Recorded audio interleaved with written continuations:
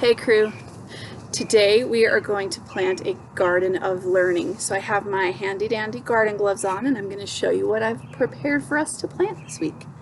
So the first thing we have is 45 minutes of iReady math. Isn't it beautiful? So I'm going to put it right over here in our garden in the back row. Then the next thing we have to plant, 45 minutes of iReady reading. I know you're surprised to hear that one. So I'm going to plant it right here next to the math. Then we have 20 minutes of reading, and your focus this week for reading is text features. So I just wanted to give you a little hint. The books I've recommended for science have text features like tables of contents, bold, captions, graphs, charts, things like that.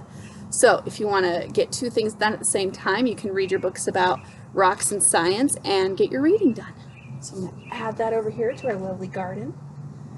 The next thing, we have a lovely hummingbird coming to our garden to tell us about spelling and fry words. So your spelling this week is going to be your favorite foods. So I want you to choose 10 words that are some of your favorite foods, and those are going to be your words. Practice a couple times a week. Then fry words, I want you to practice for 5 minutes twice a week. So we're going to put a little hummingbird in our lovely garden. Then next, we're going to talk about our writing.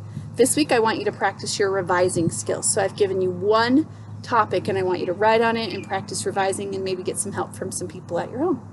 So that's what our lesson is for writing this week. So let's plant that in our garden. Then for math, we're jumping clear to lesson 28. So 28 is recognizing and drawing shapes. So I've given you some fun alternative things to do for that, and then it's the lesson 28 in your book. So can work on that. I'm going to plant that right over here. Then, we're plant it lower so we can see the back row. Then we have another hummingbird coming, and that's bonus math. So I talked about how we're jumping around lessons, so if you want to do extra math and catch up on some of those lessons that we're kind of jumping past, you can do lesson 20 this week. So that's our bonus math. Then for science, we are still talking about rocks. So this week I want you to focus on learning the 3 kinds of rocks. So I've given you some assignments, and then there's an optional experiment in one of the books that we read, in 3 of them, but I posted one in the lesson plan. So if you want to do that experiment, it's kind of cool. It's about sedimentary rocks. So there you go. So there's an optional thing with science. Then social studies. This week we are learning about producers and consumers. So I want you to, I put some books on Epic that might help you with that, and then I want you to find out what a producer is and what a consumer is, and I've given you a little assignment to go with that. So there you go. Let's put that back here with these flowers. Then for PE, you're going to do a dance party. That's your activity for this week. Then for art, you get to create a Mother's Day bouquet. Not quite like this one, but I guess that's what I'm doing. We're going to put that guy right in the middle. Then for discovery, we are creating a quilt of memories from the COVID-19, so from everything that we've been experiencing.